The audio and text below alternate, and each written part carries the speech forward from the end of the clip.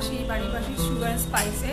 তো বেরোই না করে এদিকটা আসাই হয় না, ওদিকটাই যেতে হয় সল্টলেক, তো এদিকটা আসলাম। তো আজকে ইচ্ছা করলো আর সুগার অ্যান্ড স্পাইসের বার্থডে কেকগুলো তো একদম অন্যরকম থাকে, আর এখানে ভীষণভাবে ওরা যেগুলো রেখে থাকে তো সেগুলোর ফ্লেভারগুলো আলাদা আলাদা টাইপের।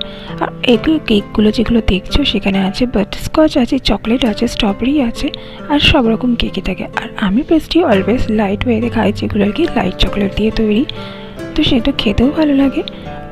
আর এটা ভীষণ ভালো একটা কফি কেক ছিল। আর তারপরে দেখো আমি নিয়ে নিচ্ছিলাম মোমো, তো আমার আর ভাইয়ের জন্যে। আর এটা আমাদের কাকুর কাছে খুব ফেমাস মোমো, এখানে দার্জিলিং মোমো, সব রকম ফ্রাইড মোমো টোমো সবই বানানো হয়, এবং এই সাথে স্টিম মোমো বা বয়েল মোমো বানানো হয়। তো চলো এখন আমি